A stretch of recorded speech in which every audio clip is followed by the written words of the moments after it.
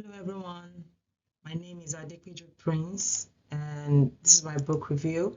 I'll be talking about the book Telling the Story in the Data, which is a compilation of several narrative writing by doctoral students. So it's more or less like a book by doctoral students for doctoral students and qualitative researchers. It was edited by Caroline Heller, who was the professor of the 2019 narrative writing course at Lesley University, and she put all the students' writings together, and that was what informed this book. So I could not get pictures of all the authors, so I decided to just run through the chapters everybody wrote. So as you're going through this journey with me, if you see any name that speaks to you, according to Caroline, some of them are already PhD holders, while some are in the final year of the PhD. You can check them out on Google, but as of now, I don't have pictures of them. But are the topics they contributed to in the book, and I must tell you, it's a wonderful work of scholarship. Now, this is the person who wrote the foreword, David T. Henson, and this is Caroline Heller, who was the professor that turned the students into authors, which I see as a very interesting angle. She also wrote the introduction, which I would request that everybody who intends to develop their writing skills read, because it's a comprehensive summary, if there's any word like that, of the entire book. So I'm just going to jump right into the things I learned and that would inform my research in the book. So based on the iterative way these things were moving from chapter to chapter, I'm going to start, I put them in themes. So I'm going to start talking about it from theme to theme. Now, I know that regardless of where we are in our doctoral journey, none of us are writing our dissertations, and that's why we are taking this class. So the first thing we need to overcome is imposter syndrome, and it comes from understanding that no matter how we feel about writing, writing is a currency of doctoral research, and we cannot avoid it, especially in education and social sciences. How do you develop your writing? You can start by writing personal stories from all angles. So rather than just write about yourself or about your family, you could think of your own angle, the angle of the characters, and the reader's angle. Now, these readers' angles give me new insights on how to write qualitative research, because I remember in Dr. Amy's first class, I said I would like to write research that wouldn't just end up on the shelf. I want to research that anybody can pick up, read, understand, and get their takeaways or implement policies from it. And as you are doing this, one of the suggestions of Caroline is you form a community of writers with mutual interests, which I find very helpful so far. Even though I've not been able to do that, I think I'm going to be intentional about working with my colleagues who are also interested in qualitative research, how we can exchange ideas, critique each other's work, and just improve our writing skills generally. Now, the second thing that speaks to me is the relationship between the researcher, the participant, and the reader. The book made me understand that as a researcher, I have my personality that I need to find. I cannot just go into a research because for the sake of doing research, I need to find out why I'm interested in that topic, what is pushing me to do that topic. I need to find my strengths and acknowledge it. I need to find and acknowledge my triggers and also privileges. This having a privilege speaks to power play. It could be from ethnic angle, it could be from a researcher angle. I remember in core 1 class under Dr. Janice Kruger, she mentioned that as a doctoral student, your participants for most of the research you will do would likely be teachers, policymakers, pre-service teachers, parents, and students. And in all these situations, you are the one that has the higher power. You need to understand and know how to ensure that that doesn't interfere with the research results or with the data you're going to get. And as far as participants is concerned, the relationship they have with me as participants needs to be protected with ethical and premiumly covered representation. I should not write in a way that refers to them as numbers or just random names or just people When anybody reads about a participant, they should be able to connect the dots and be in that research. And as a reader, I'm not the reader now, those who read my work, I should write in a way that correlates objectively all these links, all these parts of me and the participant in a way that makes the reader make their own deductions. They're not just going to be influenced by my research. They will make their own deductions, come to their own assumptions and conclusions. Now, the next thing that spoke to me is communicating true meaning, true writing. Number one is, as a researcher, I need to have 3 lenses, which is very wonderful. Now, as a researcher, my lens needs to be wide angle and focused. Wide angle in the sense that there's a larger purpose I'm speaking to, but the focused lens is an X-ray into the parts of my subjects that speak to that research. And then I'm supposed to analyze implicitly and explicitly. This includes my bias, the participant bias, and even the reader's biases if possible. And for every story, there has to be a backstory and a front story. I need to represent participants in a way that brings more than just them being sample or population, brings their existence, the proof of their humanity into the research. Now, my participants, their contribution to my writing is by giving me data sources. They provide data for the research, which I have to protect with all ethics checkpoints fully ticked. Now, this is a very new angle. I've been studying about qualitative research, but this book provides a different aspect to it, and that is me reflecting as a reader. I need to write in a way that my sentiment is not all over the place.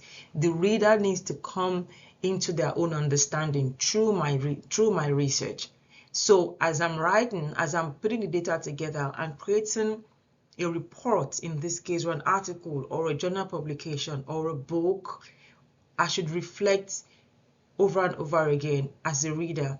Or better still, I can reflect and also allow people with similar minds or researchers with similar minds to also read, reflect, and give me feedback as possible. That will reduce the level of sentiments in my writing. Now, the data sources, you can see I highlighted film and documentary because I was surprised at how well you can develop your observation, your interviews, and how to get artifacts by mere watching documentaries. So I can't say that I'm a veteran writer yet, but I can improve my writing skills by just watching documentaries. And this time around, I'm not watching as a movie person or as an audience. I'm pretending as if I'm observing. I can isolate some aspects and assume I'm doing interviews. I can look closely at the documentary and see the artifacts the camera zooms in or zooms out on that they are not talking about, but they expect me to notice, to see, or they expect those artifacts to influence my thoughts about the documentary or what they actually need me to see, like the silent messages. So if you're going to do ethnographic studies, I'm not going to do that. I suggest that we should interact with film or documentary to a large extent. It helps to develop your observation skills. And as you're observing, here is what I also discovered, that as an observer, the first time times I've been observing, I just focus on the research questions and the purpose of the research. Now I know that I have to look out for ceremonies and cultures that inform my research. For example, if I'm trying to find out how teachers interact with students in their classroom, rather than just focus on how the teacher interacts with the students, I can also look for cultures that the teacher has embedded in the students, like making the students arrange their desks or their chairs or their materials after every lesson, them falling in line without the teacher trying to remind them, because these are also part of the routines and doctrines she has inculcated or he into the students, and now it's become a culture for them. So those kind of things can inform my research, even though they may not be the primary focus of my study. From documentary and film data, I discovered that as an interviewer, I need to balance my roles and ensure that I do not have undue influence in the data collection process. As an interviewer, it is very dicey. It is very easy for you to impose your ideologies or your presence. And after reading this book, I went back on some interviews that I've done, some previous interview sessions, and I discovered that there were times I actually led the participant on, So this book used the template of film and documentary to inform new ideas of interview for me. And then artifacts. Now, artifacts in most cases may not be your primary data sources, but they inform your research. They can provide a background knowledge to your stories, especially if you have to frame the participants before you write about the findings and discussion and conclusion. Artifacts help you position your participants properly. Now, for my colleagues, I would suggest the same thing I've been telling myself. If you're going to observe, you need to, apart from focusing on the purpose of your research, you need to focus on the theme, on placements of ideologies, and the sequencing. From the book, I learned that every aspect of your research must be documented. That gives you a seamless writing flow. As simple as on a certain day you edited the to if, you write it down. All those processes helps create an organic flow, which is called sequencing in reporting your research. Now, for film and documentary, I would suggest that we watch more research and focus on details that were magnified or zoomed. The more you watch a documentary, not like I mentioned earlier, not as an audience in a cinema or something, but as a researcher, you are able to focus on other unspoken activities that are also going on, that are influencing that research at that moment. Now, for interviews, a community of researchers can also help to hone the skill, but at the same time, practice and preparation is key. Every interview is different. If they are the same set of questions, they are different individuals. If it's the same individual, it's different setting. Even inside the same block of interview, from the beginning till the middle till the end are different attitudes and ideologies that we need to focus on. So when you want to go on an interview, regardless of how tight your time is or how pressed you are for time, you can approach other researchers and practice and prepare. Now, for artifacts, I discovered also from the book that artifacts could be an issue, which I've also noticed with working on the ground. But when you're sorting data, you can easily pick out the ones that fit into your research. But at the same time, I wouldn't say shy away from artifacts. Receive as much as the participant is willing to give. They want to give you pictures, skits, videos. I'm going to expand a little more about this. So in the book, one of Caroline Heller's students was working with pregnant, colored teenage mothers. That's teenagers who are still in high school, but they are colored and they're pregnant. And after figuring out her positionality and how they will accept her because she's white and she's from the middle income earner category and all that, so she needed to keep fine-tuning her position and why she wants to do the research so she can get more acceptability. But there's one thing that jumped out to her. So the primary data source for that research was interviews and observation, but she discovered that the students also do skits a lot on social media, and these skits speaks to their strength as teenage moms, the things they've had to overcome. They project themselves as strong Black women doing things that nobody would do, and then she discovered that this could inform some questions in a follow-up interview to find out why do they do it. What were they thinking? What was the reason behind it? Or are they hiding something? Or are they trying to cover up for something? So you see how artifacts can actually help your research. Now, as intending or present qualitative researchers, I'm going to summarize a few things. We should reveal ourselves through careful rendering of vulnerabilities. When you're writing your positionality, you should write in a way that the reader can relate to you. The reader would not see you as a Shylock or a shark who's just there to take and take for the sake of their research. They can see the concern and the genuineness in you working on this research. Also, you need to inhabit the data. I've discovered over time that you don't just rush into the data, especially qualitative. When you get it, you stay with it, you marinate it, you read over and over again. Sometimes in the process of reading, you could even have to change your research questions because now the data informs the research, informs the questions. In our writing, this is just for me, but I want to suggest it to everybody. We need to make efforts to expand our audience beyond the academia. A lot of times we write and it ends up on the shelf, or it ends up in a very, maximum where you have only people with high level knowledge and intelligence, and it makes no meaning to that everyday teacher or everyday person out there.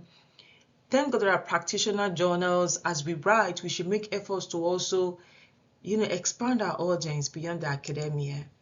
And I talked about this a lot in this book review because it was a big deal also in the book.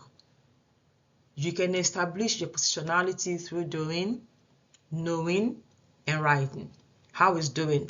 Like I explained earlier about the white female researcher who was to go research about the lives of teenage colored moms. She needed to fine-tune why she wanted to do it. She needed to look for a connection. That process is doing.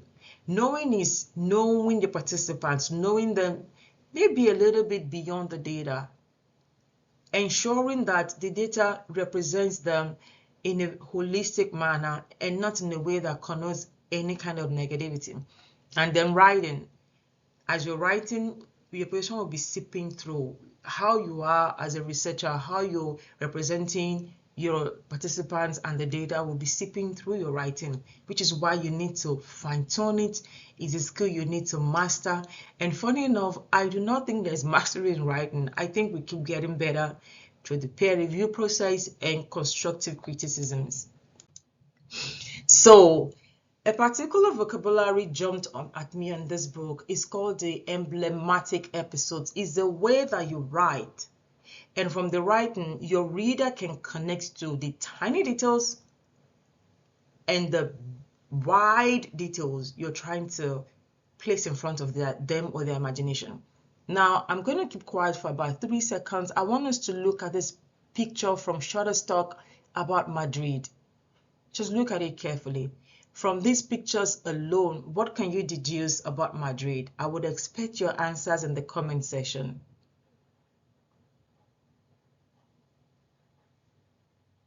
Thank you. And another thing I would expect as you're interacting with my video is that I wrote something down. I'm trying to practice my own emblematic episodes. So I wrote something down, hoping that speaks to you and me about my research. I'm not going to talk. They said don't influence the reader. So when you read this, I would like to see your thoughts in the comment section. The advanced qualitative class is essential to gain better insight into research, where my participants are predominantly white pre-service teachers. Dr. Amy's hair and distant looks remind me of the stereotypical look Africans link with wisdom. I notice our efforts to hear the different accents and characteristics she factors into the objective for each lesson. I think of my participants and wonder if they encounter the same struggle. Are they equipped to teach an ever-changing, diverse classroom, or they are caught up in the state of the world, under the new term, a global village. So you can read this again and tell me what spoke to you or what you can deduce from my writing. These are my references, and if you would like to get a copy of this book, I have a copy I can borrow you, especially like I said, I'm recommending you read the introduction, but here is the reference for the book. You can order yours too. Thanks for watching my video, and bye. I'll see you in class next week.